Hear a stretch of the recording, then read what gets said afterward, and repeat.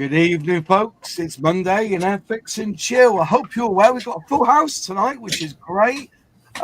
We've got Joffy in, we've got John Alec, we've got Jim, we've got Zinzan, we've got Ben, we've got Luke back, and we've also got Barry, isn't it? Sorry. Yeah, you idiot down in the corner.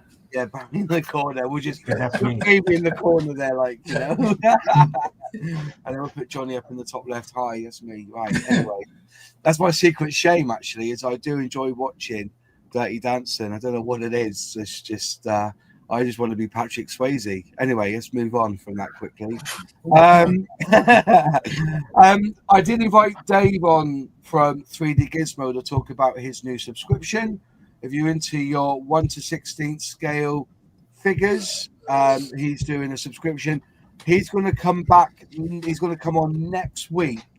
So if you've got any 3D Gizmo questions, his figures, or a general catch up on the world of 3D printing, and to be fair, if you ever go to Model Show and see what he puts out there, some of the stuff he does is absolutely astonishing.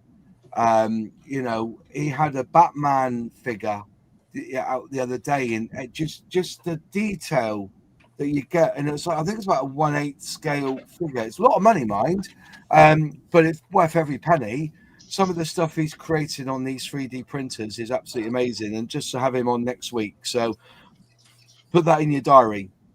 Anyway, we're a month away from Telford, and I thought that we'll talk tonight not about Telford, but about the winter's coming now, so we're in winter nearly. And winter is coming. Dark, yeah, I didn't see that when I said that. I should have said that, really. And the nights are getting longer, so days are getting shorter. And it's this time of year where I actually look back and think about what I'm going to be doing over the next 3 or 4 months. And I've got some kits in. Obviously, the Artemis is going to be on my list to build, because that's something I need to get on and do. And this week I've had a delivery from Humbrol Paints, and they've released their new Gen 3 paint system. I've not tried it yet, but inside here, where is it to? It's in one of these bottles. I think it's that bottle there.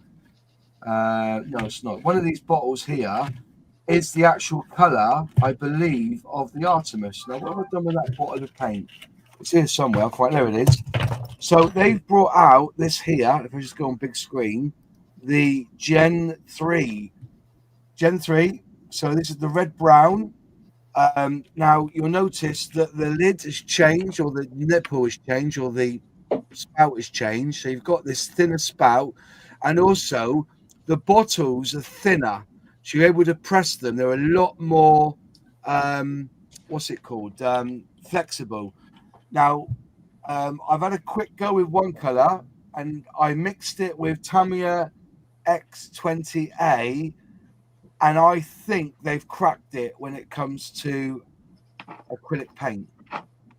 I've still got to do more testing on it, but I was really blown away, actually, that it mixes well with the X20A. I haven't tried it with their thinners yet, because they do their own acrylic thinners, because my bottle is about 12 years old, and apparently they changed the formula of it a couple of years back. So I've ordered a fresh bottle of acrylic thinners. I'm going to use that on it as well. But I've used Humbrol for years, especially when I just want to do a little bit of brush painting or something inside a cockpit, or on a figure. I use Vallejo as well, like everybody else does. But I have been using Humbrol, but I've never really used it for an airbrush. But I'm hoping that this could be, I think they may have, I'm not saying they have completely cracked it, all right? Just saying on first tests, it seems to airbrush quite well. I'm mixing it 50-50, but other people can decide. But yeah, so that's what I'm doing at the moment. I've got this fencer as well. This one here, this is going to be my main project over the winter. I've got the resin seats come. I've got the photo etch for it as well, even though I don't like photo etch, but I think Some photo etch in the cockpit is always a wise thing to have. The Edard photo etch as well, so the cockpit display and everything is going to look fantastic. I've got the masking set. The only thing I haven't got is I want to do this Ukrainian, and I need a digital masking scheme for that. So that's on its way from the Ukraine, believe it or not. Foxbat, I think it is. I think it's Foxbat. Yeah. I think they're a Ukrainian company. So I've ordered them from there. And yeah, so pretty much that's my plan for the next 2 or 3 months. And obviously, I'm still doing my scripts at the moment for my other history videos that I'm doing as well. But when it comes to winter, as I said, I do suffer with SADS. Is it, what's it called? Seasonal adjustment disorder. Yeah, I always get miserable in the winter. Nothing, I do my gigs at weekends, have a bit of a laugh, but during the week it can be quite, cold and miserable. And I think I get more upset the fact that I'm paying like £80-90 a month extra on the gas bill to keep the house warm than anything. So, but yeah, so basically we'll have a little chat about that first off. Any of you guys got anything planned for this winter? And do you find yourself on the workbench more in the winter than you do when it's lighter? I'll go with Ben. I'm the exact opposite. Are you? I better explain. End of the month, I go to a weekend event and I do all the filming for it. And it takes me from November to nearly Christmas to do all the editing. Yeah. So my model build program for this year is actually finished. I won't start again until January. Was it? I know somebody else who's like that, isn't it? Spencer Pollard, who builds up to Telford and then he has a few months off. Is that what Spencer Pollard does? A lot of people do that. Yeah. Their modelling starts a couple of weeks or months after Telford, and then they work all the way up to Telford. What about you, Ben? Are you more of a modeler in the winter than in the summer? I tend to be, yeah. Winter, I find easier to actually concentrate a bit because you can't go outside. So, sort of, my preference in the summer is get out and about, go do stuff. Go out, go to not quite bars, etc. Be out and about in the sunshine, enjoy it. Go on holiday. Though I still do it because again, when it's nice weather, it is actually quite nice to sort of model in this room. It's a west-facing room, so you get nice sunlight in the evenings. So that's quite nice. But again, with summer, certainly the summer we've had, it's been incredibly hot. So actually being upstairs in a carpeted room and the humidity is normally quite high, it's not great for spraying and that. So my builds have sort of, I would say this summer particularly, tailed off quite a lot compared to what I would do. But certainly for me, I'll go in peaks and troughs. So from the end of the summer to up to Telford, I will definitely, I'm always busy building because I'm building for Telford. A bit like as some others have said, after Telford, I'll normally have a month off. I won't really build anything, and then I'll start maybe building around Christmas. But again, that sort of period for me is of projects I want to do for myself.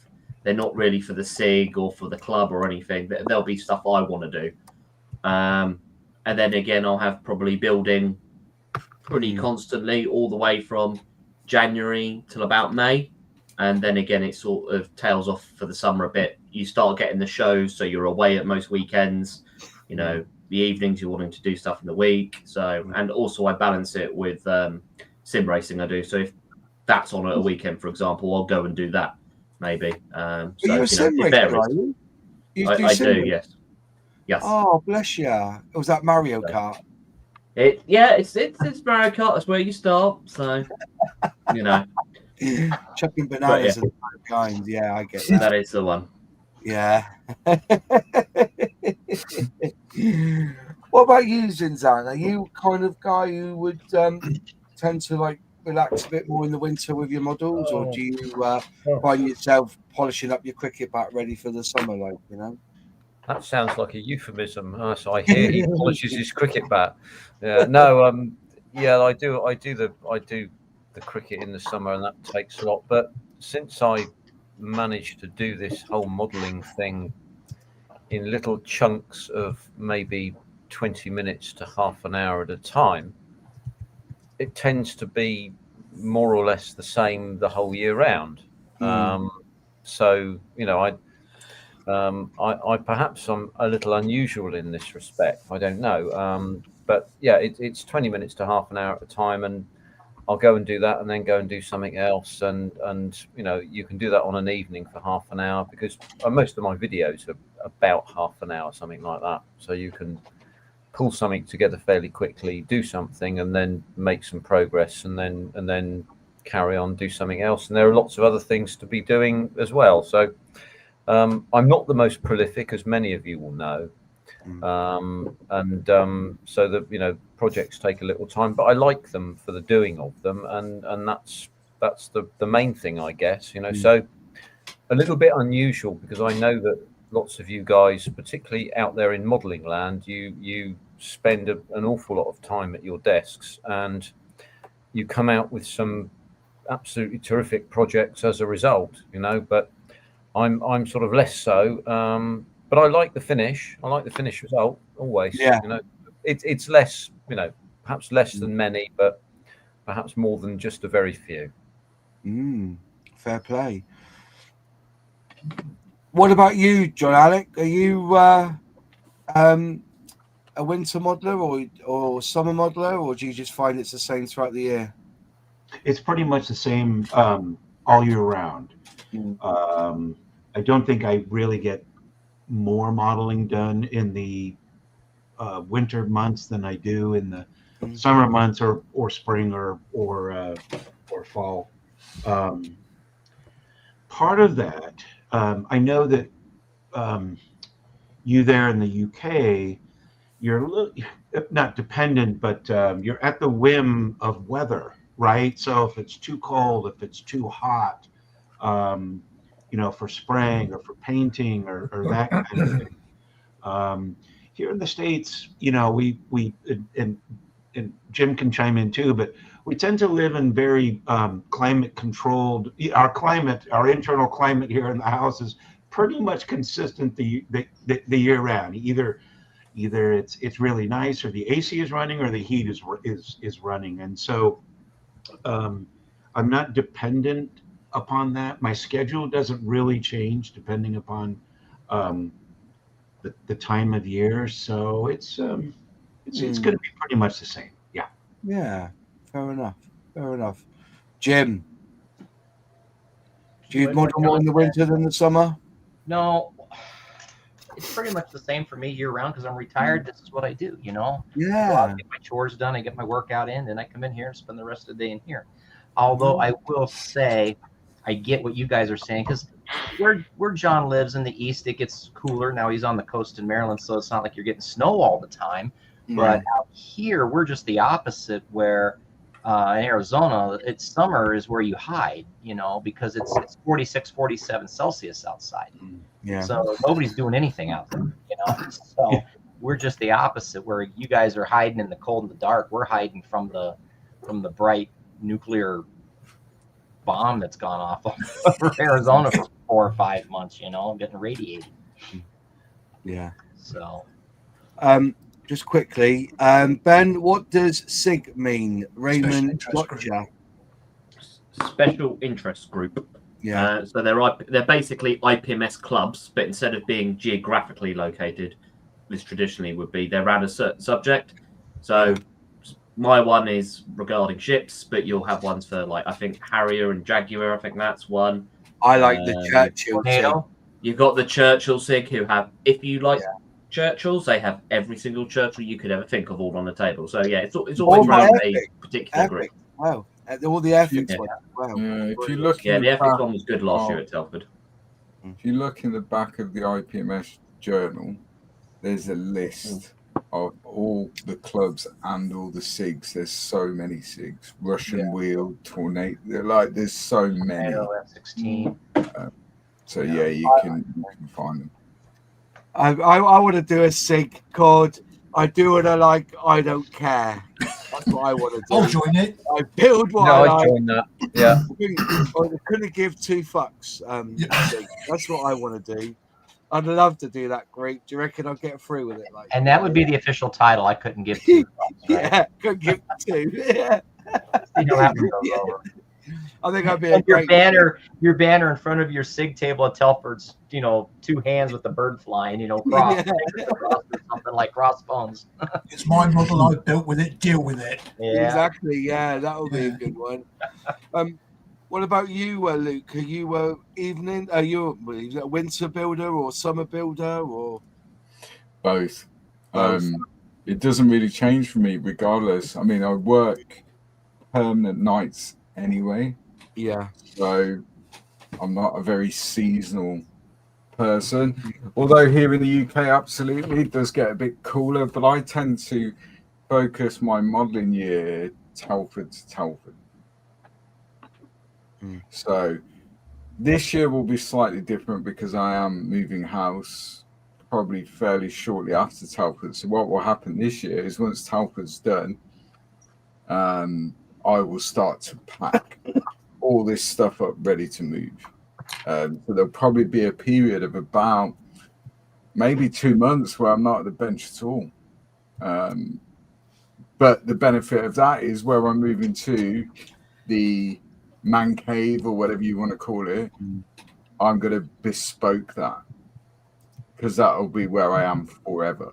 So it will all be bespoke, workbenches, everything else. So that will just take some time to do that. Yeah. Will you still have room for American visitors? Absolutely. Got loads of roommates, a big house. Woo. Yeah. Yeah, there'll be a caravan parked outside or there's loads of room. Loads of room. I So this year, really the start of my modelling year, I don't expect really to be back at the bench in any great shape or form till probably March time. Yeah. Because there's going to be other stuff that I need to do. But ordinarily, since I've been part of the hobby, my modelling year runs Telford to Telford, and it doesn't change during the summer, during the winter. It doesn't change. Yeah.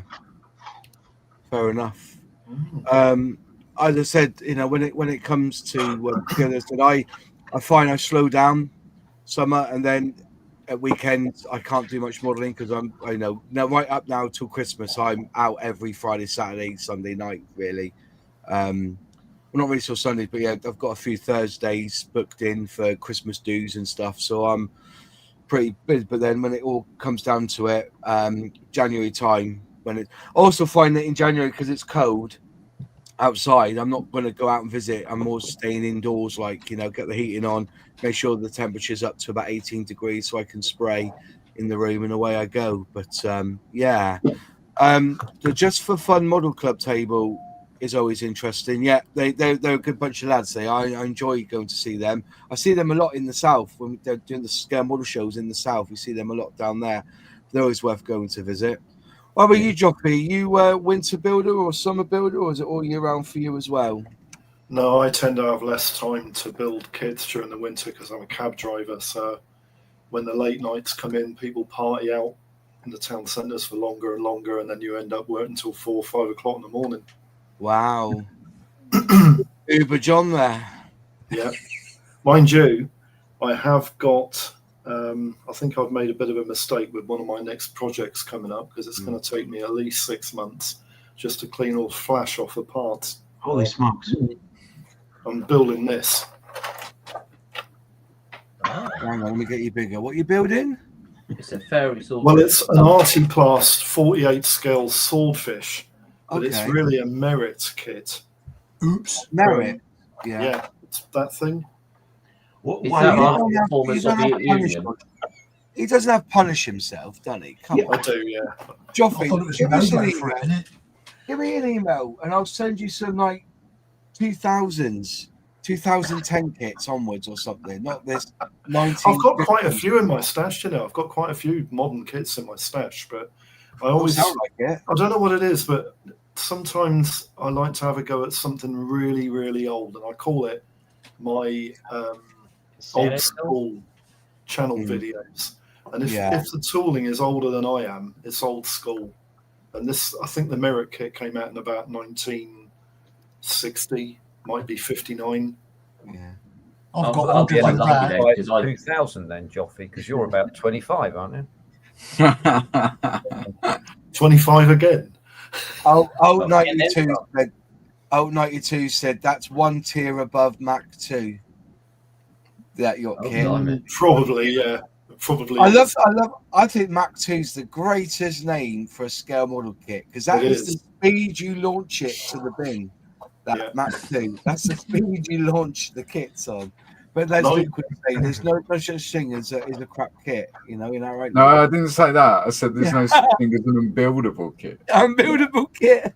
Although I think Mac 2 try their best, don't they? Oh, Yeah. they do. There's So does lots and Mr. lots of Craft. crap Mr. Craft try their best. What was that, Luke? There's lots and lots of crap kits, Yeah. but And depending right, on how much time and effort you want to put into it, Yeah. there's no such thing as an unbuildable kit. Yeah. I get that. Fucking yeah. Well, as I said, if you've got the filler and you've got the plastic card, you know, what's there to lose? Like, you know? Exactly. I think Um, half the It's a bit- things to it's be a bit replaced with weird. plastic card. Yeah, from the 1950s, even Airfix produced some really ropey kits. And then the quality started going creeping up and up till you get to the point where you got excellent kits nowadays, but people still prefer to build some of the slightly older ones. Yeah, I've I got do. Box full of old baggies, some of them dating back to the 1950s, Yeah. Well, including I feel like One of the armor kits that Airfix did from the 50s is actually still pretty good, and that's the Airfix Churchill. yeah, Mm. I've got It's a couple actually of still those. pretty good. Well, I'm quite lucky because where Zinzan was joking about, you know, John being from 2000 is I am 2000, so I can still actually do some quite nice kits that are relatively tooled too. You know, relatively recently included the Rebels in the 90s. So your old school channel videos, there'd be most of what's on the market, wouldn't it? Mm. Basically, yeah. Yeah. I would say we could go into this debate. We've had it many times. You know, Mhm. I still, no kit is unbuildable apart from that Belvedere 197 from Airfix. 192, you mean? And 192, so not 197.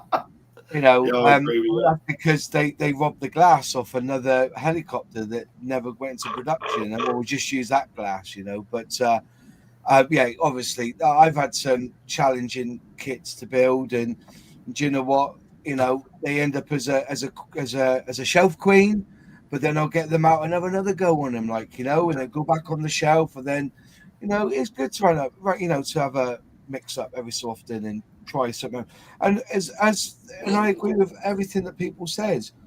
You know, these kits will develop your skills, and if you don't do Yep. the harder kits, minus the photo etch, you're not going to improve. You know, To be honest, yeah. One of the things that the older kits I find are actually easier to scratch build on and convert to different things. The Mm. new toolings are so precise and so great fitting that you actually try and modify or do anything to it, it just looks wrong. Yeah. Whereas the older kits I actually find are easier to work with because they have got that little less detail, which you can A then lot less build back in. parts. Yeah, and you know, and the parts are a little bit bigger, you know. So unless you're 3D printing, I find onto the modern stuff, the detail won't necessarily look as good for the average scratch builder unless you are top tier. Yeah. Paul Wiltshire. Hello, Paul, my friend. I'm mostly a winter modeler, but as I was off the mountain bike this year through injury and I couldn't race this year, I've done far more models than expected. Yeah, that does happen. You know, like I said, I think I average around 10 models a year, to be honest. And I think, you know, some months I've completed 2 or 3, and then another month they could be on my bench, you know, for a month before I built them, but it's taken me a month to get the paint on and start the weathering. I'm a kind of person that I will end up going back to a kit even after I've built it. I feel that it needs something else doing to it. But I think, you know, but then I build 10 kits a year, but I buy about 100 a year. I don't know if anybody else feels the same. So you've got a problem. You can't walk out of a model shop without buying something. Sure. Oh yeah. The trouble was I used to just buy Tamiya extra thin. Then I realised it's airbrush cleaner, so I ended up buying that instead. I've got loads of it around. In search of lost diecast. Question. Do the panel ever go back and do a second version of a kit as their skill level improves? Yes, absolutely. Yeah, definitely. You have, Luke, haven't you? I didn't rebuild the kit. What I did, if you look on the channel, so when I first got into the hobby, which wasn't that long ago in comparison to some about 12 years ago-ish, I built the Tamiya 35th scale chieftain, which is a great kit anyway, considering it's like a 1960s mold. It's a great 35th tank. But what I did is on the channel, I then videoed it maybe 2 years ago. So I'd had 10 years of building models. And then I repainted it, I re-weathered it, did a few bits and bobs to it and turned it into a batter chieftain. And that was quite an interesting process because you look at the model that you built 10 years ago. Yeah. And how you developed your skill set, I suppose. In particular with armor, weathering is fundamental, really. Painting and weathering is so crucial when you're building armor. But obviously when you first start, you stick a bit of a dry brush on it and that's about it. Yeah. But then 10 years later, you're using pigments and weathering washes and all sorts of stuff to create that weathered effect. So it's quite interesting to do. What about you, Barry? You've done a few of them, have you? You've built them. It's quite simple. When I built kits as a kid, they weren't painted, no decals, nothing. So I've been going back and buying and building them again and actually doing them some form of justice. Yeah. And so this has been the second year where I built virtually nothing but old Airfix baggies. Yeah. And it looks like next year is going to be the same. Revisiting all those kits I made a pig's ear off when I was a kid. I think that's probably right to say that most people do that when they get a vintage classic. Because they would have built it when they were like in their teenage years. One of the kits that Airfix brought out this year is definitely a rebuild for me because I bought the Bowen 314 clipper, you know? Yeah. And I built that when I was a kid. God, I made a dreadful job of it. Yeah. But yeah, I fancy having a go at it again now. Yeah, revisiting kits you built years and years but ago. I think that make a mess happens a of. lot with the vintage classics. I think that's one of the reasons why it's so successful. Yeah. Well, I've been talking I've been talking to a lot of people this week on messages, and about the Jaguar, for instance. Yeah. A lot of people have said I've bought that vintage classic just for the decals because I've got the original plastic in the box, and then because they were asked, a lot of people didn't realize there's been 3 iterations of that Jag. You had the prototype version with the nose, then they upgraded it in 78, and then Hella put their mucky hands on it and made it into an A. And because somebody was asking, saying, well, they already done an A, didn't they? I goes, yeah, they did. And then which came with different noses, because you could do the A, B, and E variant. That's right. But a lot of people have bought that kit just for the decals. And I was kind of thinking, if Airfix just sold the decals in a bag with a masking set, they'll get the money. You know, they'll probably get they get a lot of their money back. They get a lot of their money back. I mean, we did chat about this last week, didn't we? Because I remember mentioning the fact that if you've got the older tool kit, it'll be a fresher mold. Yeah. Get the vintage classics and get the decent decals. Yeah, we had a painful discussion with you last week, Joffrey. Oh no, tell us about it. Yeah. It's a different version large. Of course, it's an insert. Well, so I'll pay if the anyone price wants for it to after offer me money for decals, I'm happy to sell because I'm not using them. You're not? No, I won't be using these. There will be a 4th version of the Jaguar coming soon. Yeah. Are you going to show it off? Do you want to show people? No, What you've done? I'm going to keep it as a little surprise for the minute Oh, because it'll make okay. people. Oh yeah. Yeah, so you you've can got all to go have to the proof. Telford to see it, have you? You've got to go to Telford to see it. Yeah. And point and laugh at it. So is it going to be the Jaguar polyfiller? Is it going to be the what? Sorry. The Jaguar polyfiller. It could be. It could be. Resin model. Sponsored by you know? Isopon. Yeah. Yeah. It's if you want to experience the Jaguar like you've never experienced it before, this is the kit you have to go and see. It looks like a love child of two aircraft. Wouldn't that would be able to go on your SIG though? It'd have to go on the what if SIG, surely, wouldn't it? No, it's going to go in the competition for, excuse my French here, shits and giggles. Probably, hey, if you made it out of papier mâché, you probably get best in show. Are you genuinely putting that in a competition? Yeah. It is going to. I can't show you I can't show you the box because I have also edited the box as part of the joke, and I also have something else. And essentially, to set the scene, it will be on a base, and there will be the box imagery, and then another image behind it, and then the model on the table. So you will have to go look at the competition to see the joke. Have they got a SAG section at Telford? No. But I mean, it did come about because the idea did involve alcohol at the time I came up with it. So, but all good British ideas do involve alcohol at some point. Yeah, that's probably true. Yeah. So I'm thinking that might be sort of the name of, because it will have to. I don't know if it go in the aircraft on the base, because I've now got to read the rules for a joke. It's terrible. I've got to read the rules for the competition to see what class it should go in if I've got two back panels with images, or does it just go in the aircraft section? Surely it'll go in the what It's if. a car park class. Well, you look at the noggin on Luke. Yeah. It looked like a dot matrix printer, to be honest. You've got it there. You've got a dot matrix. I thought it was a new diorama he was starting. He's gone for the Phil Mitchell lick. That's what he's gone for. Yeah. He didn't, he shouldn't, and he couldn't.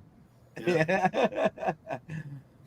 Are we starting the mode insert talk again? No, we aren't, Five Eyes. I promise you that. We're not. Oh yeah. No, we're not. No, we're not. We're not going to go down. I have.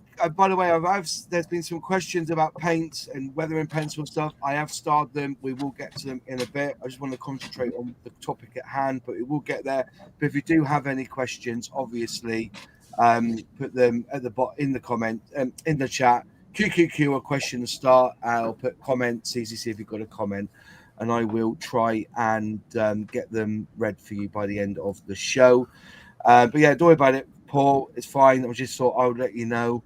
The Dutch IPMS chapter had a guy who did the older models with a reproduction of all the real adverts and the kit box art as a theme.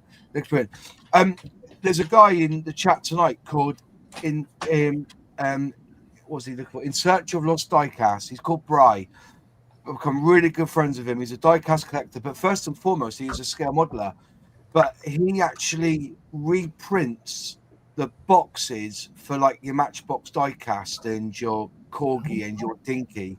He's got a fantastic eye, and I would love him to do some of. If there was a way of reboxing, or should I say, rebagging some of the Airfix classics, he could probably do the original labels, and so you can put them in a bag if you wanted to do that. It's an idea that I was going to speak to him about.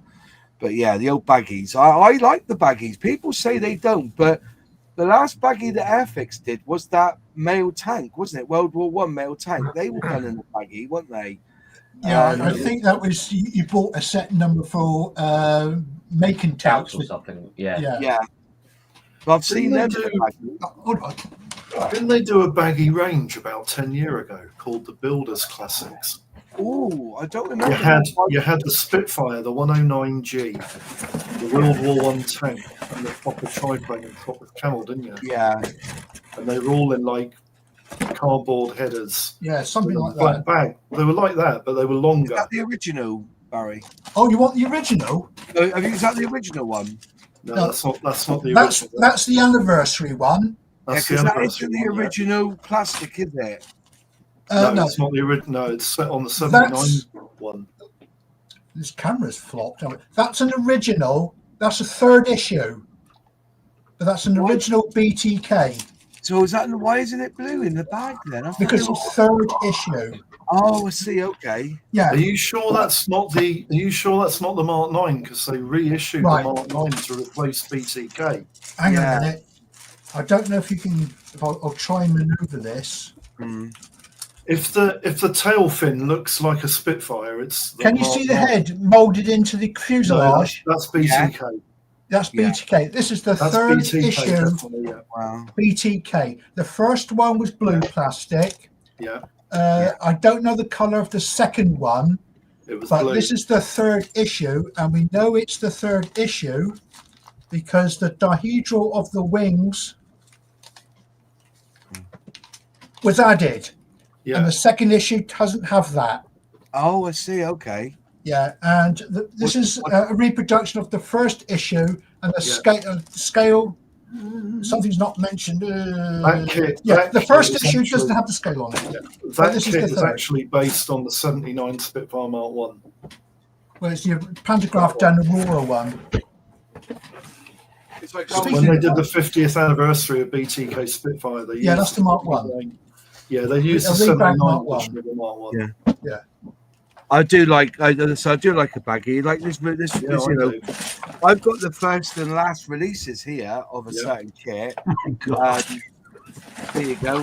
Be it G91 in the original bag, and then the I've not last built that one one. that was released was in a box like this. Yeah. It's got that weird nose in it. But I've got an article. I've become a member of Constant Scale, and I wanted an update on the cat. I you know, people can all take the mick at me, but I think this little magazine here, I've used it for reference loads. You know, it's a handy thing to have. Giving Is you that the dates. magazine? Is that the magazine that's got the full list of everything they've released? This is the Collectors Club. It's the complete It list. is, yeah, it is. Yeah. I've got the latest edition somewhere, but I don't know what I've done with it. I'll put it somewhere. It's just, but you can see I've used it a lot. This one's to 20. This is the 2020 one. I've just got the latest one, 2025.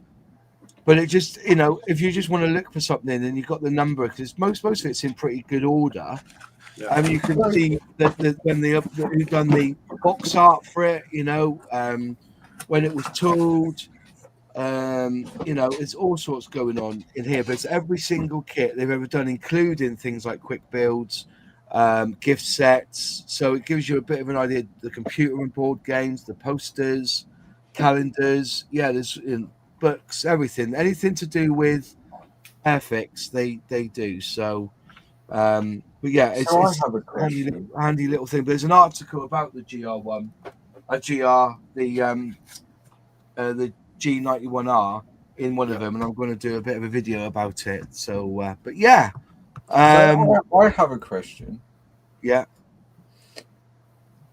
What is the motivation to build a shit kit? Money.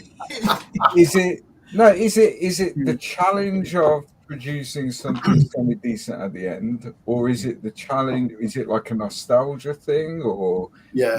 what is it? Because for me, like if someone says you can build this Baggies Mark 9 Spitfire, for example, I go forth and multiply. I'm going to buy the Tamiya one because I know it's better, and I'm going to produce a better model of a Spitfire at the end of it. So I'm just curious as to what the motivation is, why people would purposely seek out substandard kits. Are you attempting to find some logic there, Luke? Yeah. I'm trying my best. I I'm think with there's- You're not going to find any. I think then there's three modelers with you. major reasons why people buy older kits. The first, probably the foremost, is nostalgia. Yeah. I built that when I was 8, 10, Okay. 15 years old, maybe. And they just fancy building a better version of it and making it look better. Yeah, The other doing one it justice. is the collector Sort of. side of it, where people will collect. I mean, Moss has just said he's got 2 different Ginas there. people might collect a certain type of boxing of Airfix kit or Revell kit. That's why they buy that model, but they don't have any intention to build it. Okay. The last one is they're just bloody sadists or masochists. Yeah. Like cheap. I think let's go to Jim. Jim, you were going to say something, weren't you? Yeah, I'm with Luke on this one. You know, life's too short for what kids, especially when you're old and decrepit, like I am. But there are certain kits that if you really, really want them, and they're the only thing out there, then you're kind of stuck. And for instance, 48 scale SE Viking, S3A Viking. Okay. That's the oldest kit that I've got, and I've had it since the 80s, and it's still up there, and the box is falling apart. And I pull everything out, and I get ready to do it. I'm just like, that's a lot of work. And it goes back on the shelf, and I go grab a Tamiya kit or something.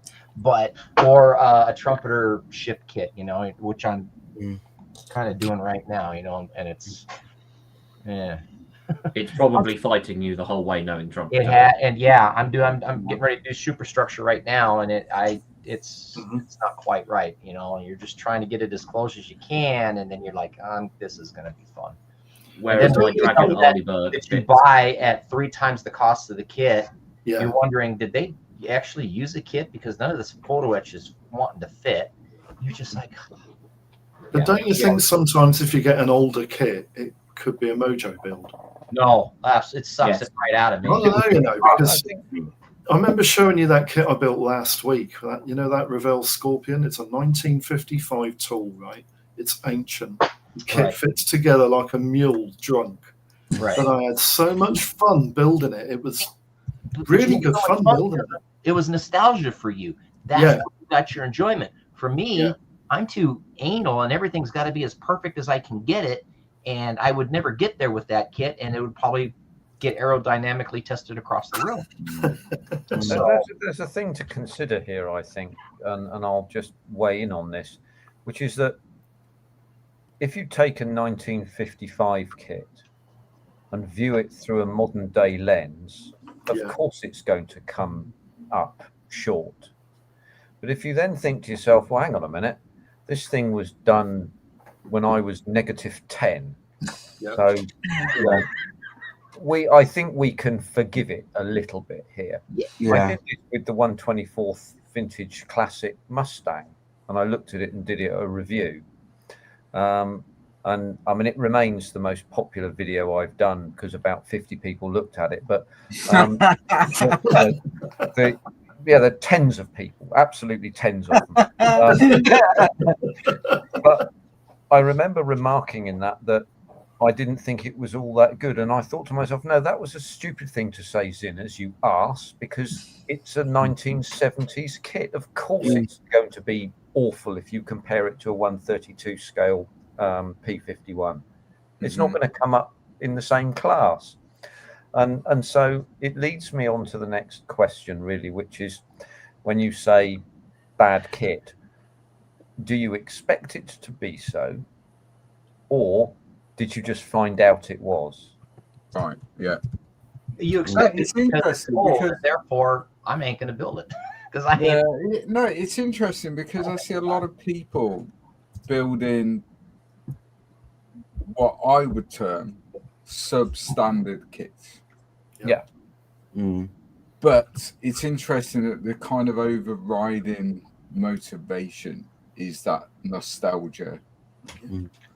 I built this as a kid 40, 50 years ago. I'm going to see what I can do with it. Now, that's quite interesting. And I wonder if in 30, 40 years' time, I'll want to pick up a kit that maybe I built now at the start of the hobby, if you like,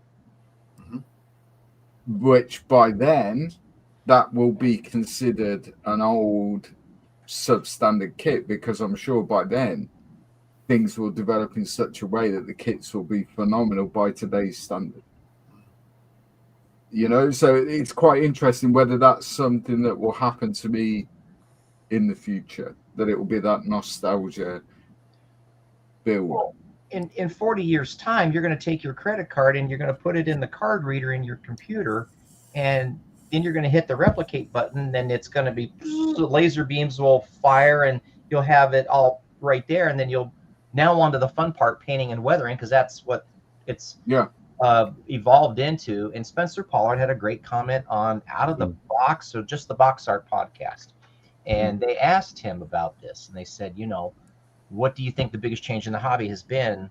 And he said the emphasis on painting has really taken over probably in the past, well, probably ever since all the MIG and all the weathering products have busted onto the scene. And now it's not so much about building or converting or doing anything like that. It's how quick can I get to the fun part, painting and the weathering, you know?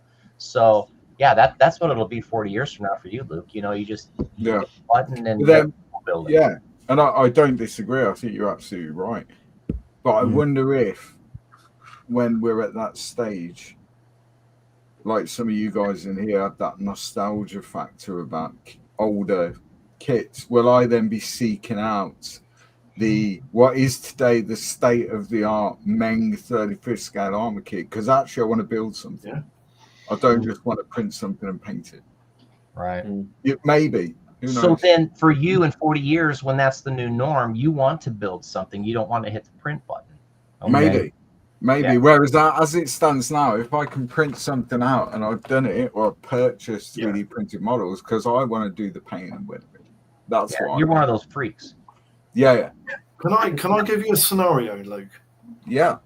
In 40 years' time, if you walk into a model shop, I won't be walking in 40 years' time. I'll be looking to be walking in 10 minutes. Say you walk into a model shop, right? And somebody is selling secondhand a Sukimoru 32nd scale FW190. Yeah. Would you be tempted to buy it, even though probably it's 40 years because old? It's that nostalgia factor, isn't it? There you go. That's exactly what it's all about. As to why people choose those kits now. Their overriding factor is nostalgia. But those, you see, that Sukimoru kit in 40 years' time might be viewed by the modeling community. Yeah, it's shite. Yeah, absolutely. We could be looking at it and thinking, God, did Sukimoru really build something that bad? And you know, you could look at it like that, but you might fancy having a go at it because it takes you back to what you're doing now. Yeah, that makes sense. It does make sense. Yeah. Was this, you know, why do people carry on building those Tamiya tanks from the 70s? Because they're fun. Because they're fun. Yeah. They fit together. Yeah. Well, put it like this: in 20 years' time, maybe 30 years' time, I will look back with fondness if I see that Airfix Tempest that they released 4 years ago. Yeah, it's cracking.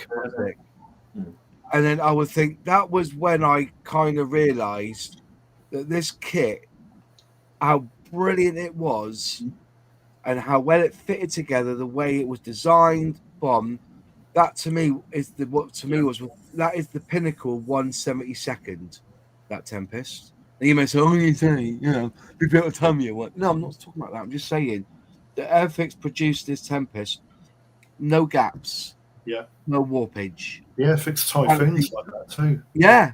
And I looked at it and I thought, and that was my point of reckoning, was that we really are in the age where 148 is now 1/72nd, and now 1/32 is now our 148. And I think that primarily is the difference. Whereas you've got the vintage classics, and you can look back at them in 1/72nd scale, and really, that if you use that as your baseline of what 1/72nd scale was back then, what we have now is 148 in that 1/72nd scale. The detail. Do you understand what I'm saying? And I think that totally understand it. Yeah. You know, and in the future, I don't think if you look at how far we've come, I don't think you're going to see right now. I don't think you're going to see 1/32nd scale in 1/72nd scale without the use of 3D resin. But then you say that you'll never see it in plastic, because plastic is a different material. But then you say that, I think what has really upped the details, certainly in aircraft in 72nd, is the invention or the use of 3D cockpits as either decals or printed. The fact that if you can get them pre-colored as well, because then there are, when you certainly like shows at Telford where you see, I try to think what it was, I think it was an Eric Hartman diorama on like the eastern front with the BF 109. And in 72nd, they had the cockpit open with the Quinta Studio or whatever brand it was, and you could look in it, and it was like looking in the 48 for a 30-second diorama, but the whole thing was about that big in terms of diorama. It's just amazing. And again, with the techniques and that, it's, you know, it's not quite big, fat, hairy stick brushes. Like you say, Moz, the detail from what we would traditionally see in 48 is now in 72nd, and I think it will only get better. And I think if Edward shrink their hybrid kits, which I think at the minute are only 48, you're going to be at like, I don't know, it won't be 1/32 as you say, but it's going to be like, I don't know, 1/39 or something in between. Yeah, and also on that flip side of that though, I can imagine the cost going up for 1/72 scale with all this extra. You know, if you just look at what we had when, you know, people always say to me, "Oh, I paid $2 bob for that in the 70s," and I clap my hands and go, "Well done." But then again, you know, you look at the detail what you got now, and you know, and I know manufacturing allegedly you got there's a system that where when technology comes out, it's the most expensive. So like, you know, a 40-inch plasma telly 10 years ago was £10,000. Now you can pick them up from the middle of Lidl for about 18 pence. You know what I mean? And that's like how it works. But with the technology of the tooling and all that, and the amount that's spent on design as well, the research design. One thing I've noticed is that years ago, you would buy a kit and it would say a Spitfire Mark 9, even though it was a Mark 5 in the box, but because the decals gave you a scheme for a Mark 9, you would pass it off as what it was. It was all to do about the color scheme and what it was. But now we are so picky on, you know, something's missing, we call it out, don't we? Or if the, you know, it's got the wrong cannons in it or something like that. But that's so it takes even more effort now to research and produce a kit. The price is going to increase, but with that price increase, you've got more of an accurate kit than you could ever wish for in 1/72, in 1/48. You know, so Talking about Travis Thompson just said it. The IBD Spitfire isn't cheap, but it's crazy detailed. You know, and that's where I think Airfix and Revell realised that sometimes price is a factor for a lot of scale modelers. When the kids have left home and you've got a few quid, and instead of buying your midlife crisis Porsche or your motorbike, you end up spending money on more expensive kits. So they know their price point, and that's where the value's at for them. I think that's the difference. So but go on, Joffy, what are you going to say? Going back to the pricing of how kits have gone up in price, they've become more relatively expensive now. What's the average cost of, say, a Class 3 Revell kit in 72nd scale and an Airfix Series 1? It's about £7, isn't it? No, it's more like 11, 12 quid. It's like 10, 11 quid. No, I bought the Spitfire Mark 1A for about $6.99. Well, that's from an Audi. That's why that was an Audi. Was that like the Audi? No, it's from my local model shop. Okay. It was from my local model shop. It was, I'm sure it was $6.99. But if you take the cost of a Series 1 Airfix kit in 1970, it was just short of 20p. And they reckon everything increases by 100% roughly every 10 years. So if you do the maths, that Series 1 Spitfire is exactly the same amount of money as what it should be from 1970 to now. Well, the Spitfire Mark, let's see, their starter set. I think you're right. You've got to look at what you're getting in the. They do the Series 1 kits are about $6.99. I'm sure they are. From memory, the very thin box ones, they look like the Focke-Wulf, the Mustang. I think the full retail, when I remember getting invoices in, they were $8.99, but we regularly sold them $7.99, $6.99. That's right. $6.99. Because you'd get the 10-20% off because it was a starter kit and you'd normally buy them in bulk. But Yeah, they're you're always right. good kits. I mean, how Yeah, much so- is a Series 4 kit now from Airfix? Oh, you're talking 60 quid now, aren't you, Series 4? Oh, Series 4? I thought it was Series- about £21. No. I think How no, much- no, how much are those Series 4? That's what I'm How thinking. much, how much Series- is Bismarck or Hood now? Well, that's a vintage classic. Yeah, I know that, but but there's still Series 4 About kits being released. 1999, I think. 20 quid. There were 52 pence in 1970. It's about the same, isn't it? Yeah, I mean, again, it depends on pricing and it depends on your value calculation you do in your own head. Like, for example, that classic Jaguar, it's 15 quid. Yeah. Do I mind if I hack it to bits and create a fourth Jaguar? No, it's 15 quid. Yeah, I've true. not lost anything. Whereas if it's like, for example, the Phantom FG1 that Airfix did a few years ago, where it's now the best part of 30 quid, or even, for example, the Heinkel, that's probably a better example, the Heinkel HE111.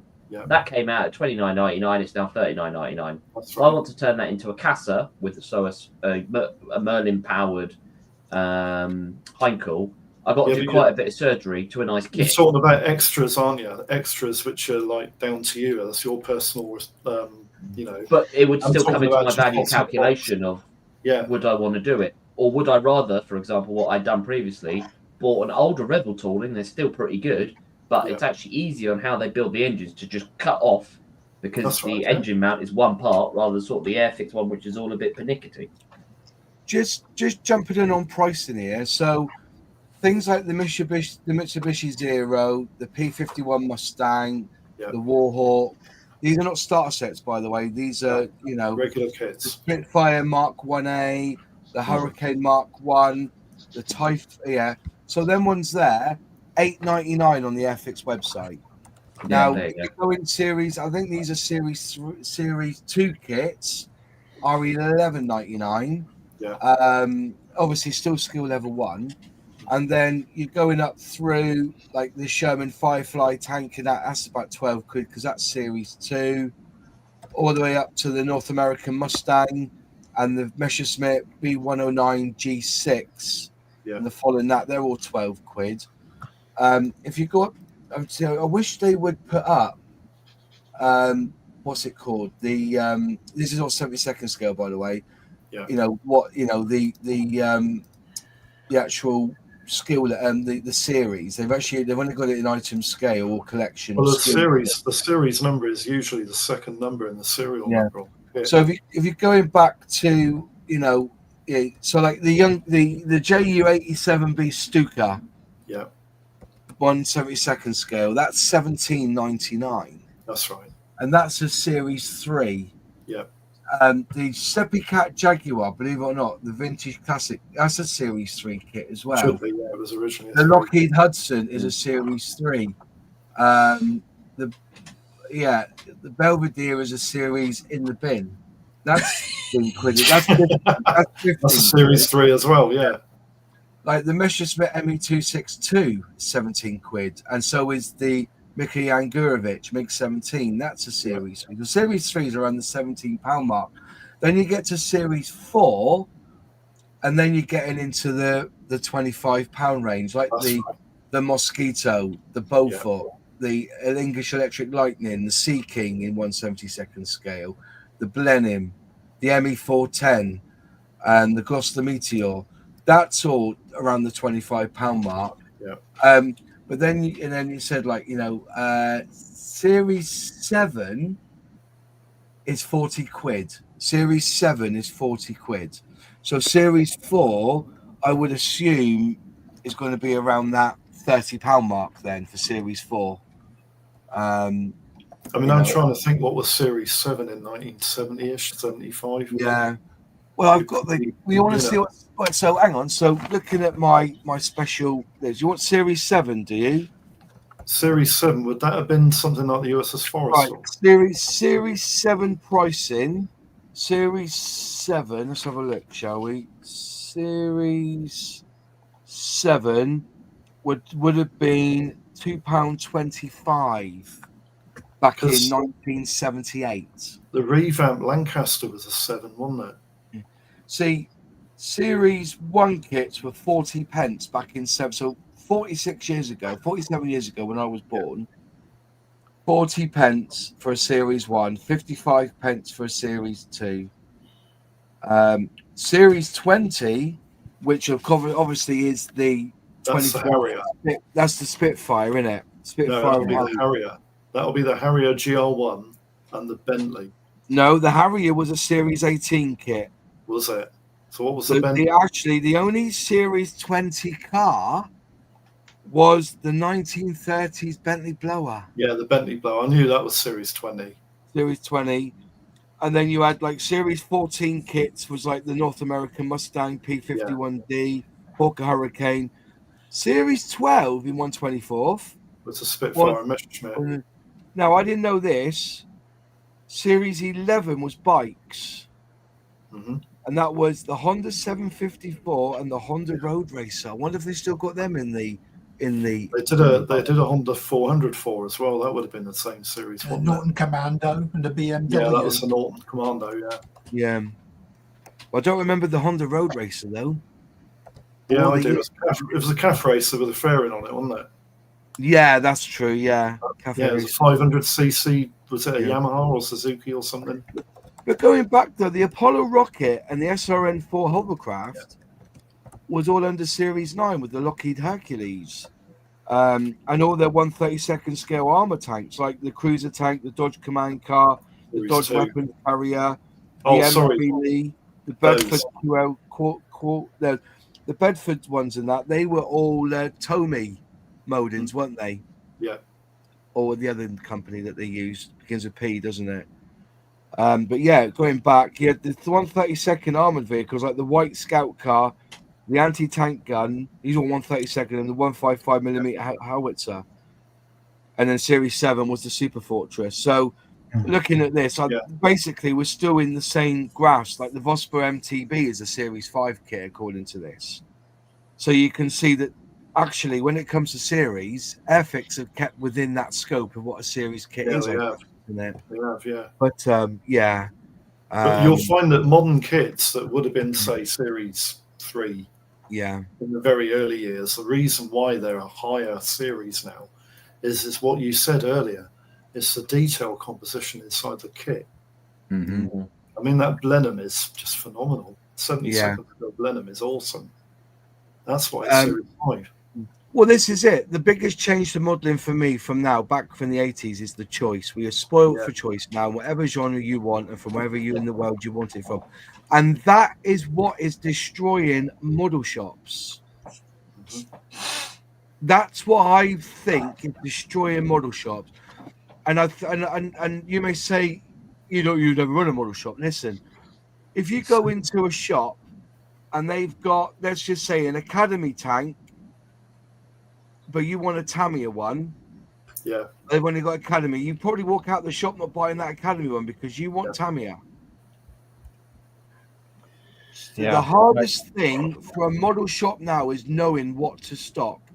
And to be honest, if I was running a model shop, it'll be starter sets, it'll be Series 2 kits or basic kits that come from them, because anybody with any source will go looking online for the cheapest price from the cheapest shop. Yeah.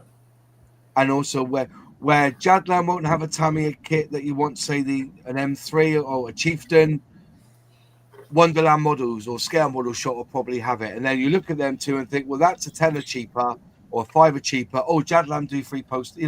There's all these things. Yeah. And that's why I think the scale model shop is dying.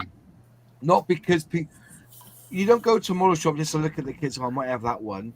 You normally go to a model shop because there's a particular kit you want.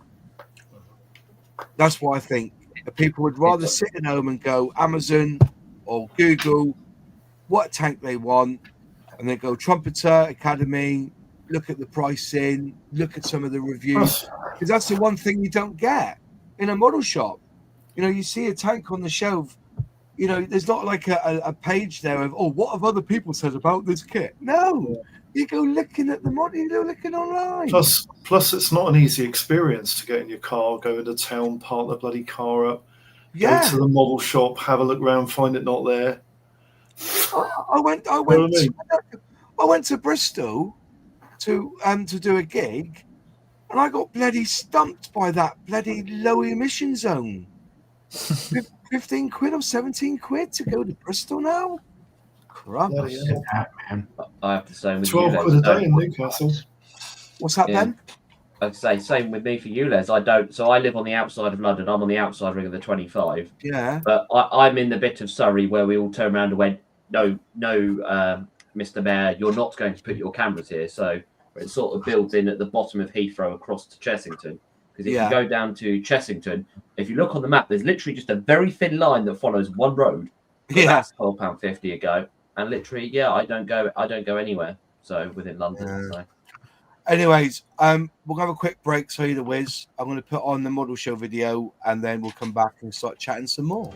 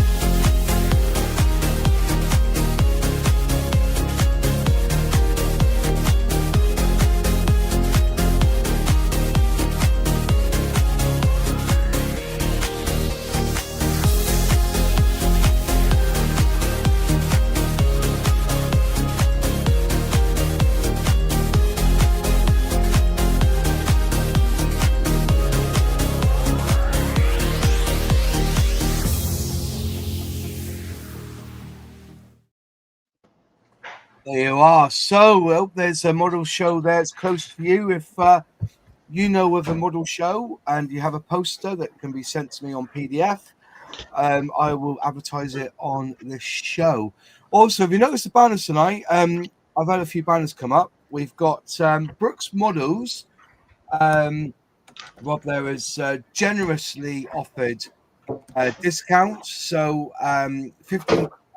10% off anything over £15, 20% off over 50, and they will also discount anything that is currently on their sale, but that does not include the postage. So, which is fair enough. Thank you, Rob from Brooks Models, for that. I see him at most model shows, and I end up spending a few quid with him every single time. Obviously, we're not tied to any model shop here, but we freely want to support model shops that way. Even though I was just saying, one of the hardest things for model shops at the moment, and especially when it comes to selling of kits. And also we've got Jadlam. Their on the road group build has started. Basically, there's 4 kits you can choose: Land Rover, DB5, the Hurricane, and there's one other. And I did have the actual webpage. What I've done with it. Land Rover, wasn't it, Moss? Was it? Yeah, I said Land Rover. I can't remember which one it was now.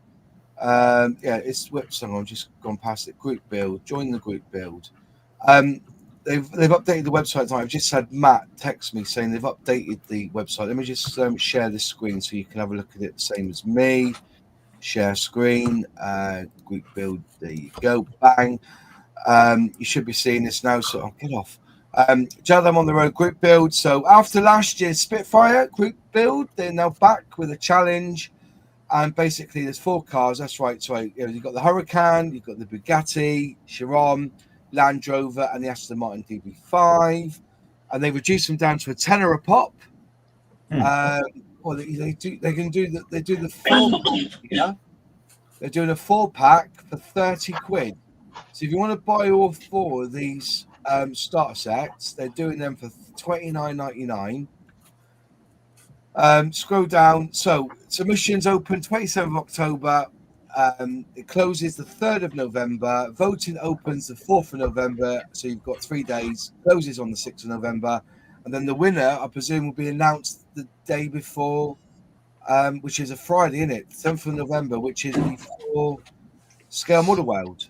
So you've got a month. So, but also, if you want to, hang on, just go through. There's the thing. I just want to see what the prizes are. It doesn't say what the prizes are on here. I thought there were prizes, but there's going to, if you join, let me just get the text message up from Matt, because Matt was explaining it all to me. Right, there it is. He's saying to me the entries and submissions go live next Monday. Every entry gets 1,000 J points, which is equivalent to a £5 voucher, and they will donate £1 to Models for Heroes for every entry. There's 3 prizes for our favourite builds, and there's 1 bundle of Airfix for their favourite. £50 voucher for most voted on the other classes. There's lots of classes there as well. But yeah, there's a lot going on there. So if you click on get started, there you go. There's all the kits you can buy. I love that 50% off. If you buy all 4 for $29.99, that's a bloody good bargain. That's a good deal. That. So it's a good deal. That, remember, these kits, you don't have to do the box. You can, do whatever you like with them, within reason. And but I said that they're supporting Models for Heroes with this one. So every time a submission gets in, £1 goes to Models for Heroes. So there you are. That's it really on that. So yeah, I think we're pretty much done. We'll get rid of that one now, so I don't need that. Stop the screen share. Right. So yeah, to support my earlier comment, the Mastiff was a gift from a shop. Fair enough. But no, I think it's true. I think that, a model shop cannot have every single kit all of the time, can it? No. And I think yeah, don't get me wrong. If I go to a model shop, I'll come out with a £10 or 20 quid's worth of stuff, whether it's a bottle of paint or some cleaner or something. But actually, I do go looking for deals. I'm naturally going to look for deals online. I don't necessarily. If I go to a model shop, I think when I went to Jadlam, I looked for a particular model. They didn't have it, but I did come out with Mr. Color glosses, the super cut glosses. I'll go to a model shop because I need a consumable and I need it immediately. So some, like, to me, extra thin or a thinner or something like that. That's why I'll drive over to my model shop. Yeah, it takes me 10 minutes to get over there and that. But I'll always pick up. I'll always look. What do you got? Just to see, and I'll always get at least one kit. Right? Yeah, I'll see something and I'll be like, that looks cool. It's not too much. I'm gonna get it. I'm supporting because we only have one hobby shop in the entire county. And just to support the old man and that. But that's why I go to a model shop because I get that. I buy online. Anyone else here go to a model shop to buy a particular model? Or if there's a model shop close, say there was a model shop 5 miles away, I think I would be more inclined to ring up and say, have you got this kit on your shelf? No. Can you get it in for me? Yes, I can. Buy. But since my model shop, the closest model shop to me is Jadlam, and that's a 55-minute journey. That's there and back is 20 quid's worth of fuel nearly. Do you know what I mean? I mean, I'm lucky. Okay. Mine's in town. I go down on the motorbike, so it's free to park. Who have you got in town there? You've got them Ewings. Yeah. Yeah, they're sort of moving things around. Where the model shop was, they've taking the stock out of one place and putting it at the back of the toy shop. Yeah. So don't quite know what's going on, but I still pop in there. Still can't walk out without buying something. Yeah. I walked in to get 3 tins of paint, and I walked out with 3 tins of paint and an Apollo rocket. Yeah, that does happen. It does happen.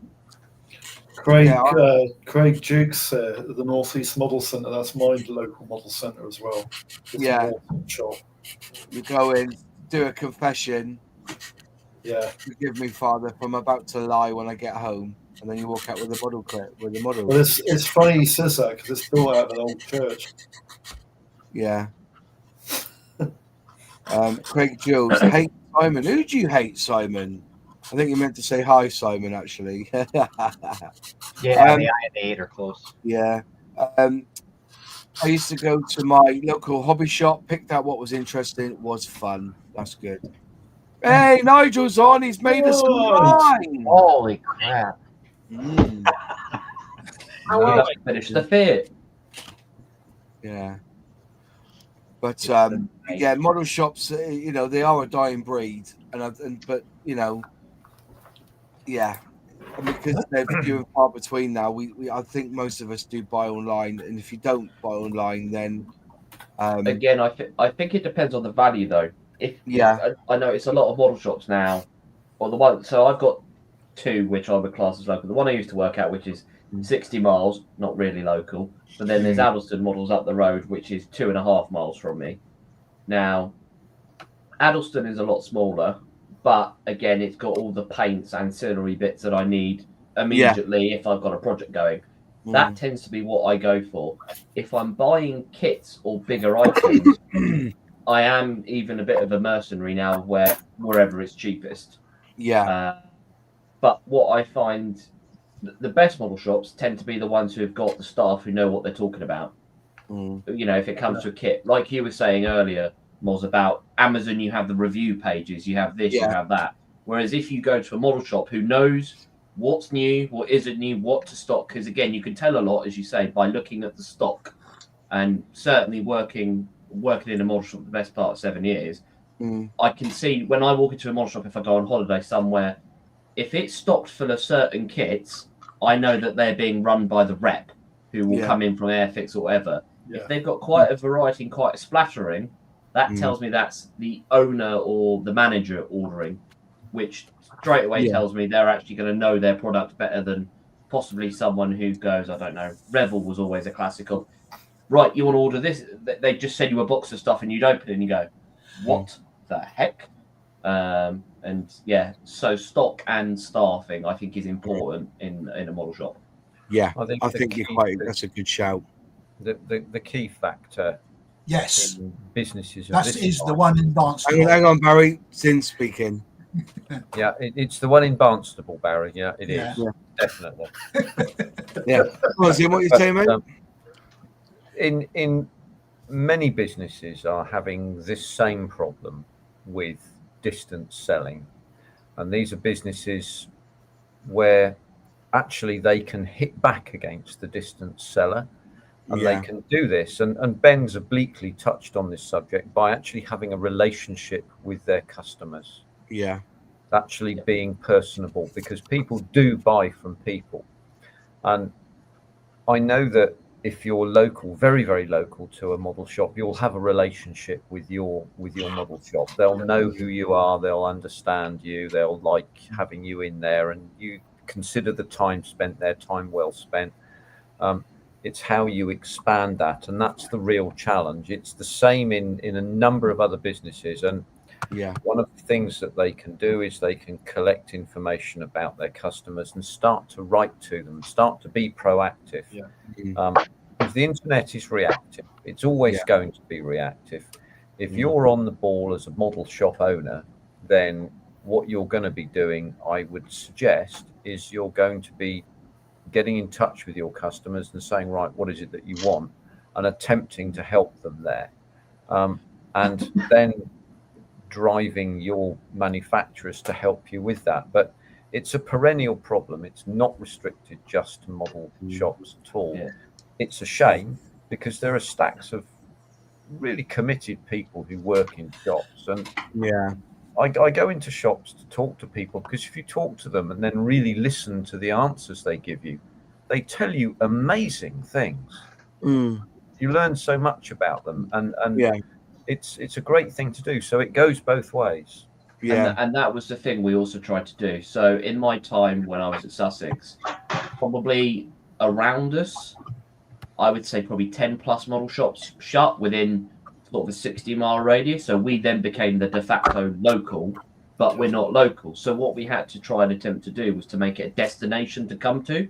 So when you went to the model shop, it wasn't sort of, I'm popping down the town. It's got to be a destination people want to drive to. And it's exactly like Zinzan has said, you had to be personable with your customers. You had to make it an experience. So I was in charge of the plastic kit section. So I basically had a list of customers who I'd email, ring up and say, oh, by the way, I've had this in or I've had that in. And they'd actually appreciate the phone call. And even though you may be, I don't know, 5, sometimes 10% cheaper, because you had rung up and been personable, you had, to some extent, been like nearly a personal shopper. You knew someone had a certain taste for new Airfix releases. As soon as they hit the stock, you would then ring them up and go, right, hi, I've got these. They love that. And that's what I think most model shops are becoming now. They're becoming a bit of a destination to go to. So like, you know, Jadlam has it from the point of they've got masses of stock physically in the premises and they've got a variety of stock. Whereas smaller ones, it's sort of, so there's one in Dorking, which is only open, I think, like Thursday to Sunday. It's a bit weird. Yeah. But he is a traditional model shop and what he doesn't know isn't worth bearing. So he's on a slightly different bit of destination.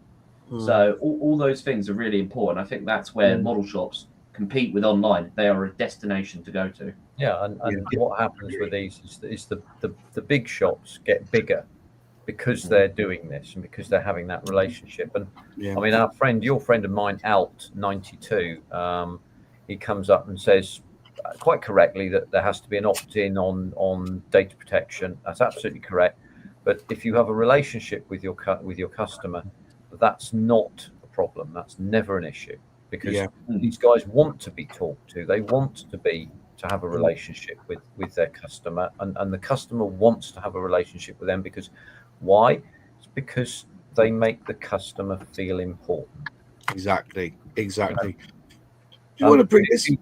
Sorry, go on. Carry on, Roger. And then when you finish, I just want this comment from Travis has really tickled me. So I was going to utter complete inanity. So carry on.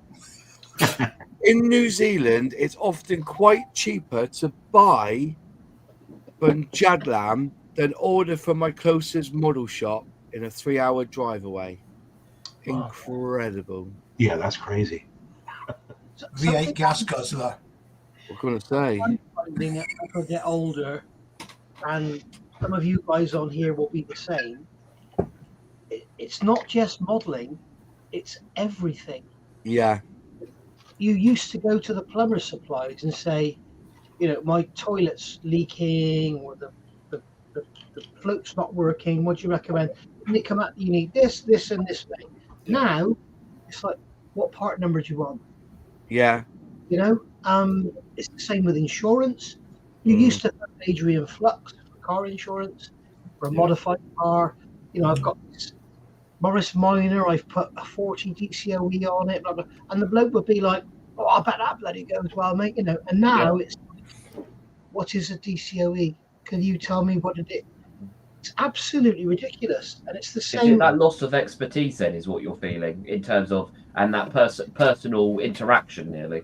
Yeah. There is no personal interaction with any company, even B&Q.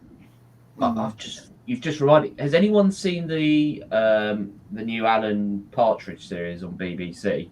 It's something about mental or something. Yeah, that one. So there's a clip in that where he's talking about mental health or whatever, and he sort of got into like a Gen Z cafe, and he's like going, and you could talk about buying a coffee. And so he's standing there going, I'll have one coffee, please. And the barista just points and goes, you got order on the tablet. And he's like going, yeah, but I'm here. Can't you order it? He goes, no, I have to receive the order through the tablet.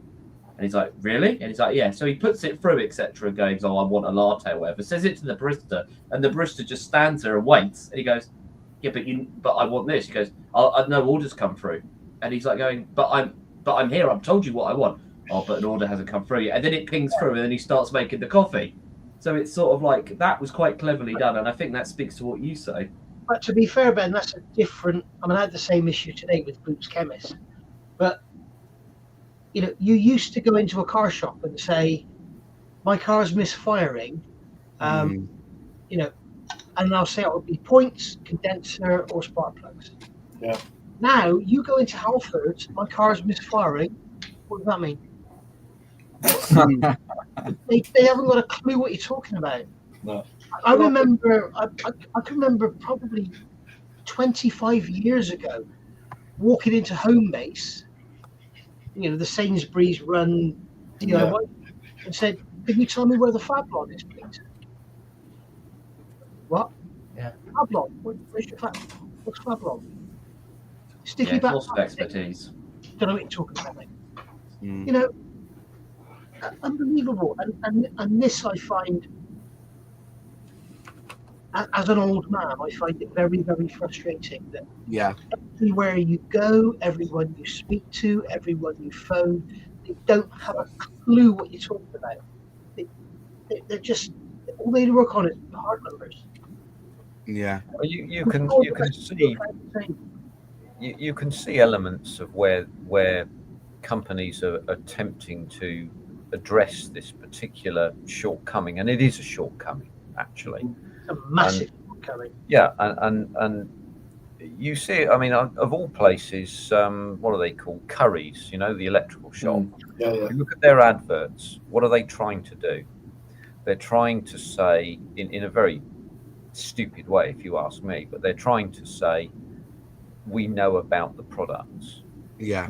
At least they're making an attempt. But the beauty about your local, you know, auto factor, as they used to have, you know, like Gloucester Auto Factors or whatever it might be, you know, you go in there because the guy had a little shop and he knew bloody everything. You go into Halfords these days and say my car is misfiring, and you'll say, "Oh, we sell bicycles, mate." You know. Yeah, but that's how small businesses are sort of making a comeback to some extent. Because in the village here, we've got a local hardware shop, which the guy is exactly that. He knows anything and everything. If you've got a key that doesn't work, or whatever, he can cut it there and then. And he is. And bearing in mind, whenever I go in for stuff, you're buying like 30p, 50p, maybe a maximum of 5-10 quid's worth of gear. And you're thinking, how is he surviving against, you know? But the thing is, when you walk past his shop, there's always people going in and out. Yeah. Always. He's got 30 of those customers an hour. Yeah, and he has got, he knows what to stock. He knows what he should keep, what he shouldn't keep. He's got the expertise, and he's just got a business that he knows. And like you say, Nigel, it's that's actually a draw for people, because you could go to B&Q and buy these bits. But you ask a B&Q staff member, they wouldn't have a Scooby. Whereas him, boom, straight away I'll tell you, no, one of this, it's down the end. This is the difference. You go to B&Q and ask for a 22mm compression fitting. They'll give you a milkshake. This is the difference, everybody, as you know. I hardly even know why I'm saying this, because of course you all know this. The difference between price and value. Yeah. Value is that thing you can't, well, you can put a price on it. It means that you pay slightly more for your 1/48 Spitfire TR Mark 9 through your local model shop than you would through some character that you've never met on the internet. And hey, guess what? The other bit of value is if stuff goes wrong with your kit, maybe it's got something wrong with it, or maybe the box got damaged or whatever, you can go back to them and say, "Oh, can you do something about this?" Yeah. You try sending it back on the internet. Try that for a minute and see how well you get on. Amazon is amazing. Amazon is amazing. Yeah. For returning, Amazon is amazing. I had a wicked theory about a month ago about Airfix, right? And I'll say this, right? People are buying kits direct from the Airfix website, and if they have a problem with that kit, they can go customer, spares at, or customer service at hornby.com or airfix.com, and they can say, "I bought this kit off your website. Here's the sticker on the back. It's missing this part," and they'll get the part that they need. If they buy it from a model shop, they have to go for the rigmarole of showing a receipt, everything to get that part, or they have to take it back to the model shop. I've never had that. I've got to be honest, Moss. I have never ever bought anything direct from Airfix. I have never had a problem getting replacement parts from Airfix. But people are that wary about buying a kit, an Airfix kit, that they will, but then that theory was also until 3 or 4 years ago was the same with the Revell. And I said I don't believe that, because Airfix put their hands up and say, as long as you can prove a receipt of where you bought it from, and give them that sticker on the back of the box, they will replace the part. Sometimes it's not even like that, is it, Moss? Because sometimes you can have something that's out of production, and if they've got a part in that warehouse, they'll send it you. Yeah, I've never been asked for a receipt. And I will say that Revell, I think they have, and I've said this on countless occasions, I think Revell have the best customer service on the planet. Not just modeling, everything. They are absolutely amazing. But Amazon, I bought this fan belt for my Fiat, and it didn't fit. So I went to do a return, and they said, we'll refund you, don't bother sending it back. Yeah. Okay, so you say that though, Nige. I was very impressed with the way eBay, you type in your reg and you put your car in the garage, they call it, or the garage. Every part I've had using that, it comes up with the parts that are associated with that reg, and I've never had a problem with it. I would not recommend that to anyone. All right, okay. Fair enough. The problem with that is you have to rely on the interpretation of the seller. It's what the seller puts in that says what that fits what that part fits. Well, they've changed it. So, because I got a notification 2 years ago that they now have set up with the databases. So if you type in that reg number, they will associate that reg with is it the VIN number they call it or something on the car? And then the part, so if you type that in and you say you want this part number or you want this for this car, they will come up with the sellers that are selling that exact same part number, like Bosch number and stuff like that. The air filter is about that size there. Yeah. So I bought an air filter for my Passat on eBay, and it was just a generic picture, and it was like, it fits. Brilliant, bought it, and it was like the size of a cereal box. Yeah, but did you put the reg of your car in to do that? Yes. Right, because I'm just saying, you just said then that Amazon, you ordered that Fiat fan belt, and you've had the same problem. To be fair, it's a Gates fan belt, which is the best manufacturer of fan belts. And if you go to Gates' website, it says that fits my car. Right, okay. It doesn't. So I went to another website, found which Gates fan belt does fit the car. Yeah. On the Gates website, and it said that fits my car as well. Oh, no. This one is 813 mil long. The one was 838. But and the eBay thing is a nightmare. So every part I've ever bought has been absolutely perfect, whether it's for the Nissan, for the Grand Vitara. I've always got my filters from eBay, and they've done me really proud, so I've never had a problem. But I do look at the rates and the reviews of these people before I buy, and if they come up with auto part, I tend to go with that, to be honest, and pay an extra couple of quid to make sure. Probably with more modern cars, it's better. The old piece of old shit I've got is not good to see. Yeah, I get that. Yeah, I do get that. Right. I got some questions. So Paul Wiltshire asked us a question. I have a Tamiya chrome paint in a jar. I have used it once or twice and always put the lid back on. Why is it keep drying out? The lid don't fit. If I got tins like that, I store them upside down. I've never had a Tamiya paint jar dry out. No, I haven't. Either. Yeah. There's so many variables. What temperature is his room at? There's a start. What thinner is he using? If it keeps drying out. Yeah. I didn't think Tamiya did chrome paint either. They do one, but it's not very good. Chrome silver, isn't it? I think X. the stuff you used 40 years ago. Generally, the reason still paints do it, will don't go they? off, regardless of the paint, generally the reason they will go off is because they've been exposed to air, and then is it oxidizing they call it? I don't know, but they've been exposed to atmosphere or storage temperature. So most paint really between 10 and 30 degrees should be fine. Tamiya is really robust. Yeah, I've never had a particularly the XF and X range, because they're alcohol based, so they don't really suffer like a traditional. I think the only thing it could be is when, if I remember right, for some reason on the Tamiya jars when I was younger anyway, if the paint leaked onto the top of basically the top of the glass jars where and you go to shut it, it doesn't quite. So what I used to do doesn't quite seal. So I always used to wipe it with a bit of alcohol on the top or to clean it off and then seal it down. Because as you say, only needs a little bit and then it will start. And I found X11 in particular went very gloopy, is how I would describe it. So any Tamiya jar, and Ben's absolutely right, for some reason, I'll show you. X11. Let's have a What look. happens is around the top of the jar, some would say rim, but we'll say top.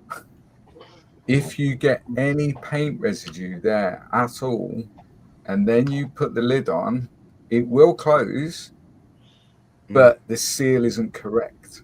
Yeah. So therefore, air will be getting into that box. And there's another thing. You have if that's the paint getting stuck where you have to fight the thing to open it. Yeah. But the rule of thumb is that whenever you open a jar of paint and you're using it for spraying, see, the first thing I do, if I got my LP, the first thing I do with it is fill it up to the line with thinners straight away. As soon as I've opened it, fill up. And then when I close up the thing, first thing I always do is just wipe the top of the paint. Yeah. I got my little push alcohol. This is just like a soap dispenser. It's got IPA in it. Spray that on top of a bit of paint, bit of kitchen roll, and just wipe the top off, and you shouldn't get that problem with the seal. Well, that's why me and Luke own one of them, because of what Nigel is currently struggling with. But I'm just saying, at the end of the day, those jars are bulletproof, and I've always said if you've got empty Tamiya jars, I'll buy them off you at 50p each. Oh yeah, I keep hundreds of them. Yeah, if you've got empty Tamiya jars or Mr. Hobby jars, give me an email and I will chip you a shipping label and I will pay you 50p a jar, because I wash them out and I use them for everything. I mix up all sorts for mine just to get the right colours and stuff. So Nigel, you're going to do yourself an injury. Yeah. There's X11. I haven't used X11 for probably 7 or 8 years, and it's still liquid. Yeah, that's it. Do you ever use the Tamiya pot lids to mix acrylic paint in and then clean it out when it's finished? I do. What I have noticed is a lot of people now, they take the lid off and they put it down that way. Yeah. Put it over, and that stops the paint running down to make it seal like I had the problem. Why would you put it down that way anyway? Like the first it would just piss paint down the lid. I can't understand that. Why anyone would put it that way around. But if you look at that lid, it's got a cup in it, hasn't it? Yeah. And I use that to mix the acrylic paint in with thinners. I can understand that, John, but I can't understand if people are literally untwisting it and then just plopping it the way they've just taken it to put it on the ground. But it stops the paint running down to the edge. So it foul into the screw. I get that. There's a tip for you there, Nige. Use that fan belt as a makeshift paint opener, Nige. If you look at the part number, that's probably what it is. It's probably a Tamiya paint opener. I use blue tack. Put blue tack around the lid. Yeah. Increases the leverage and do it. Okay. That's a good shout. The Humber and Amos, some are over 30 plus years old, and most are still usable. Nigel will because I've got a friend and he makes his own washes now, and he uses Humbrels and enamels to make his own washes with. I never. If you've got enamels or you see enamel tins lying around, he says he picks them up for 20, 30p a time at these model shows. Yeah. And he always makes his own washes out of the Humbrol enamels. And I never thought of that. I'm with you, Graham, on that one. I've got Humbrol enamels in there. Probably 45 years old. Yeah. 50 years old. I'm 60. They're probably 45 years old. Do They're you still. remember that label, Nigel? I've still got tins of Airfix branded enamels. Yeah. They're still usable. I remember that. That's when I was a kid. That Yeah, I've tin, still got some. that tin is nearly 30 years old. Yeah. This is that tin of paint I was talking about last week that just won't. It just won't go down from the lid. Humbrol. Just quickly, while we talk about Humbrol, just quickly, Minik Johnson question: how do I use my Airfix flying hours on the Airfix website? Unless you're a club member and you receive their passport, which is one of these. You need one of these, and then you put your tokens in this thing here, and then you send it off to them with a phone number. They will ring you, and then you can pay the postage through their customer service. That's the way to do it. There's no other way of doing it online. I know I spoke to Dale maybe last year or year before that they were looking into a way of you doing it, but unless you send those flying hours in, you could be lying. You know what I mean? You know, you could print off, and pretend to stick them on, send them a picture, but you've printed them off. You know what I mean? So they are looking into it. All right. So, but I think it's been like that since day one when they first launched the flying hours, hasn't it? Yeah. It's always You have to have the little leaflet. Yeah. Do you they still take ancient flying hours in terms of like a Yeah, box? if the propeller ones, the original propeller ones as well, they'll take them. Yeah, they take them all. If it's those things, they're worth 0.00001p. But if you've got enough, I think there's some kits. I think you got to Series 8 with them, isn't it? Is it Series 8? Yeah, I've got a number. I've got 5 flying hours, for example. Yeah, Series 9. You can claim up to Series 9 to get them. And there's check, postal order, or credit debit card, so they will ring you up and you can pay for the postage. But I have some Airfix enamels here. Do you want some, Oz? Yeah, send them to me, mate. I'll collect them. Oh, look at that one. I remember that one, Nige. Bloody yeah. Yeah. Now that is 50 euros. Keep me on big screen. There's the modernized version of it. Christ. Ooh. And then there's this looks quite modern. Yeah, I remember that. Yeah. And I think that one's probably original. That's an old one, yeah. Yeah. From the But the old 80s. Airfix ones, because the Airfix ones, I think the Airfix ones were better because they had M for matte, G for gloss. That's right. And S for satin, wasn't it?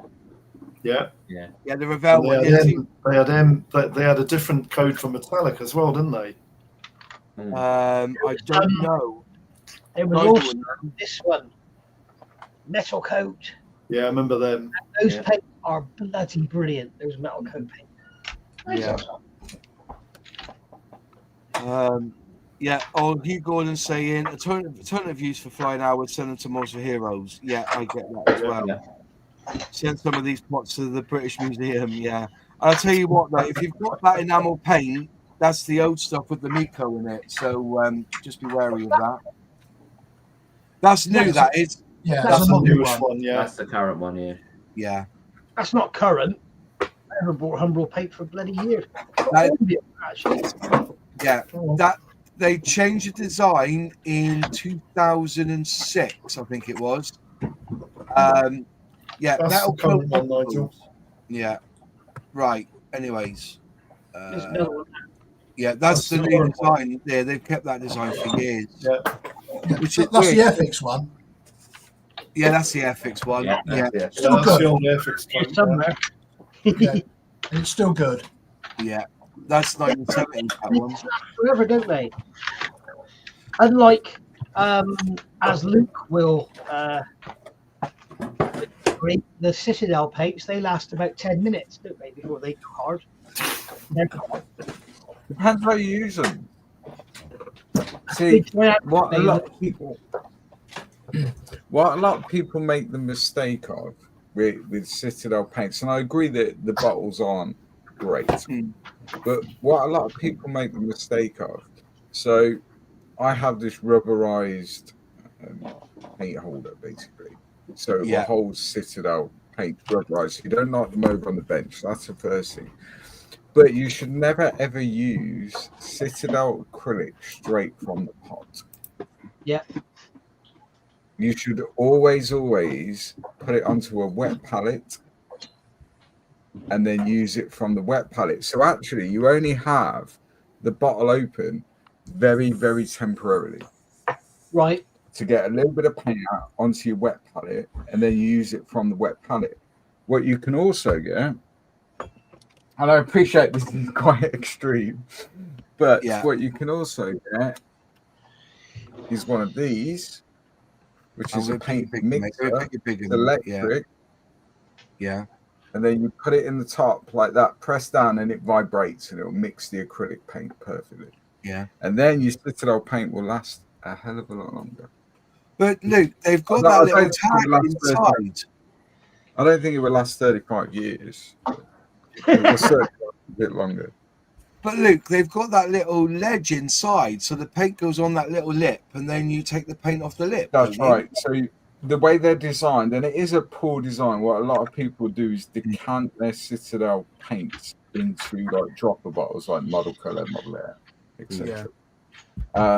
But the way they're designed is, so you mix the paint, then a lot of the paint will sit on that lip inside the pot. You then decant the paint from the pot onto a wet palette or onto some sort of palette, and then you use it from the palette, not from the pot. Close the lid.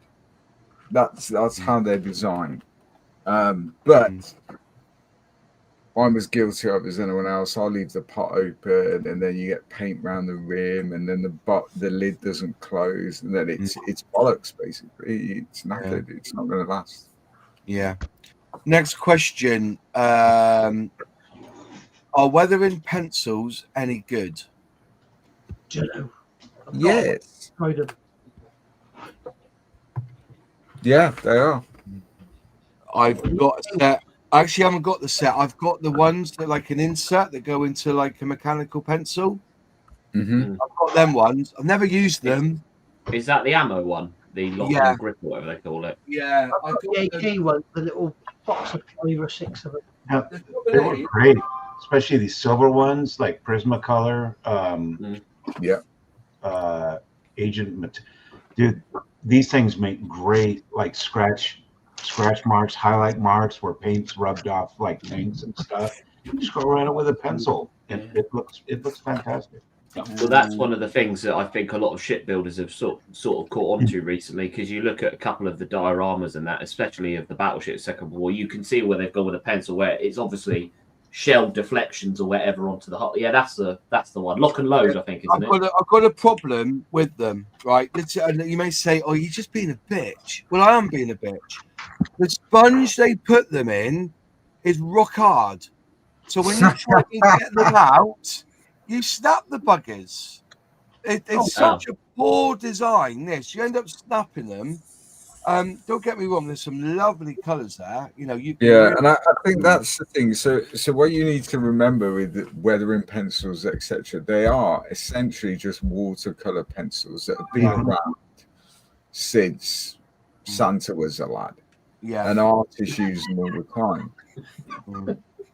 But and this is what AK and MIG Ammo do. They just but what they also do and tell you that it's the best thing since sliced bread. But what they also do, if you were to buy an artist set of watercolor pencils, they are likely not to have the type of colors that we would use as scale modelers. So if you go to likes of AK and MIG, then yes, they are reinventing the wheel, absolutely, but they will produce them in colors that are more bespoke to what colours that we would use, which Yeah. you would struggle to find in artists. But to John's point, John Alec, about metallic scratchings and that sort of stuff, what you need is one of those, which is a graphite stick. Graphite stick. Oh. Yeah.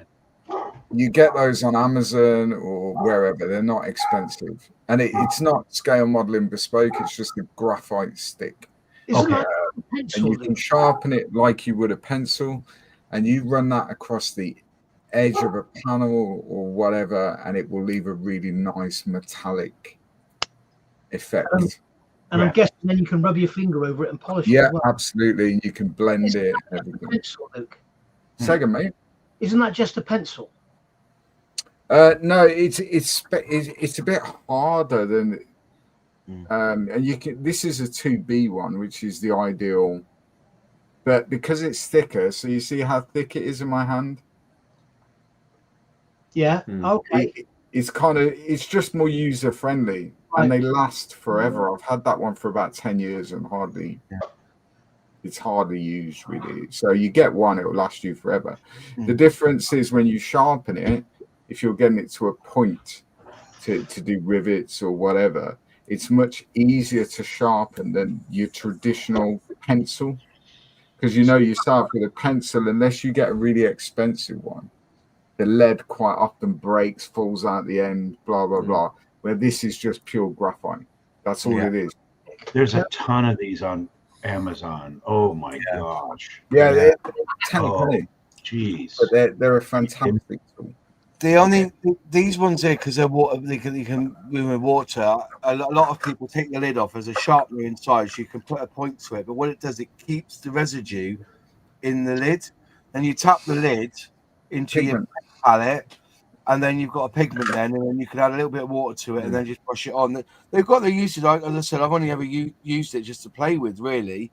And I said, I trying think they're like any tool, really. I really like using them. I think they're great. Other people not so much. It's like any tool. If you practice with it, you get to know what it can do, what it can't do, what effects you can achieve, what you can't. It's just time and practice. That's all it is. Before, I would recommend anyone, before you commit to your actual model with anything, Do a test subject.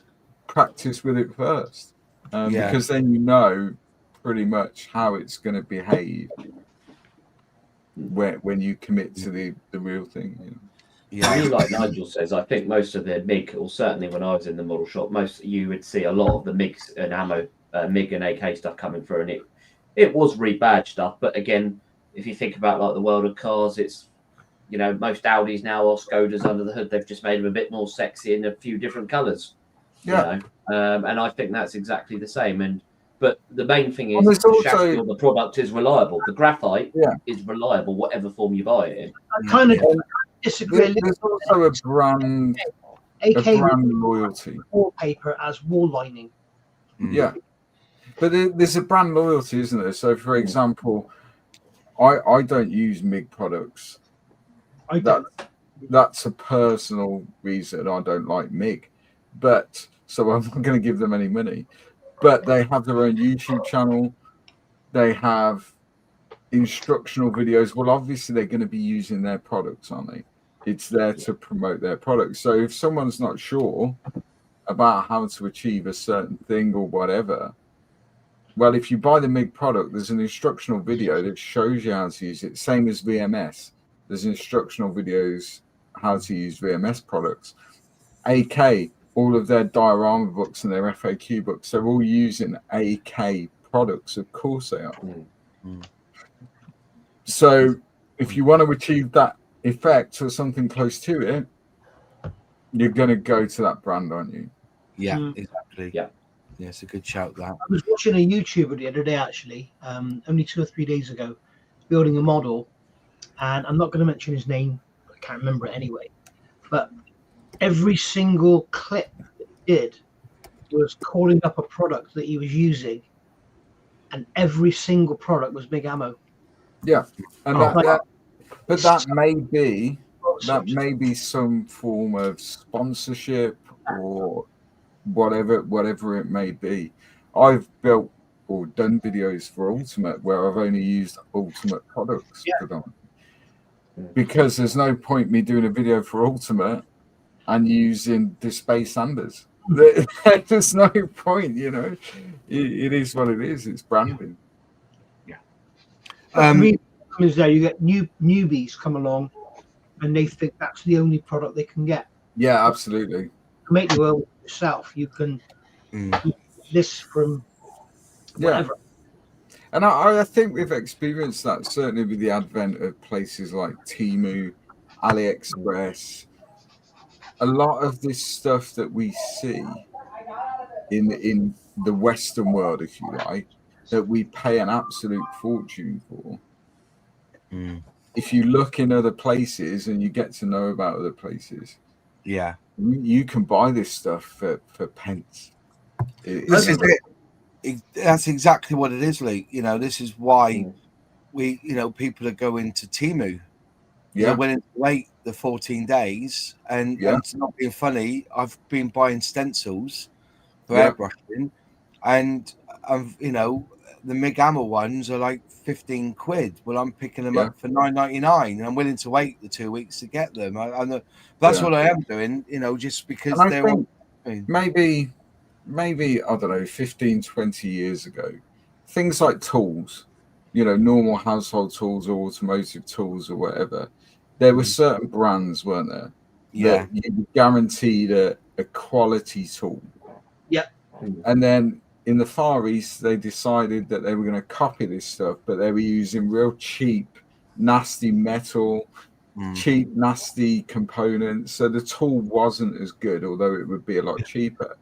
But certainly now, a lot of this stuff is made there anyway. And just because it hasn't got a brand on it, you can still get a good quality tool at a fraction of the cost. You can.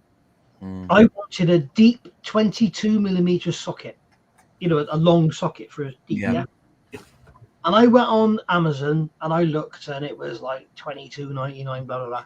So I had a look on eBay, and for $6.99 you could get a full set of 13 to 24mm deep sockets for that gun for $6.99. I thought, I'm only going to use it once or twice. I'm going to go for it. Away. It becomes disposable at that price. It came. Okay, they're in a box. All right, $6.99 free postage. They're black because impact sockets are heat treated, and it makes them black. These are chrome sockets painted with gloss black paint. But I've used them. I haven't broken them. And it's like if you keep it hobby related, you look at airbrushes. That is the biggest. Oh God, yeah. So maybe 15 years ago, if you got a cheap Chinese airbrush, it wasn't very good. It's going to cause you all sorts of issues because it was poorly manufactured, using poor quality components, etc., etc. Now, there's a video on my channel. Go and have a look at it. The Fender airbrush. And I literally get it out of the box and start spraying with it. And that's 25 quid, and you get an air hose, the brush, 2 needle nozzle sets, blah blah blah. Is it your top of the range? I've got all of them. I've spent way too much money on airbrushes. Is it that top of the range Iwata or Harder and Steenbeck? Absolutely not. But for 25 quid, I still use it daily. It's the same airbrush I used on the video. I was going to say, Luke, that Fender one, Jonathan Mott got me into that one. I've got two now, 183Ks they're called. That's it. Yeah, they are fantastic. And I tell you what, for 25 quid, unfortunately, Gallery haven't got a sheep in, because I think they're better than Gallery ones. Yeah, I think I would lean towards the Gallery slightly, but I've got some quite high-end Gallery ones. So you would expect, but for 25 quid, you can't beat it, I don't think. Well, that's one of my. I was just saying, I think that brings it full circle to what Zin said earlier of price is fixed, whereas value changes, and that the value is, it is to the eye of the beholder. Yeah.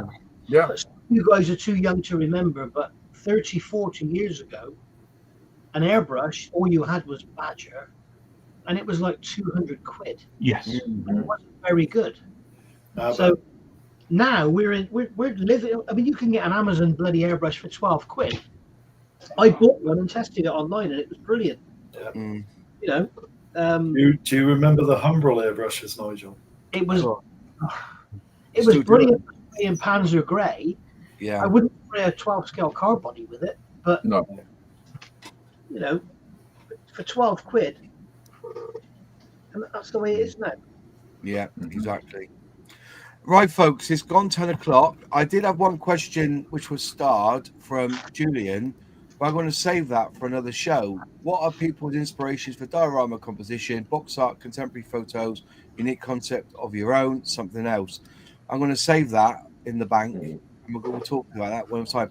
Like I say, next week we will have Dave from 3D Gizmo coming on to talk about his subscription service with the figures and talk about basically scale modeling and 3D printing.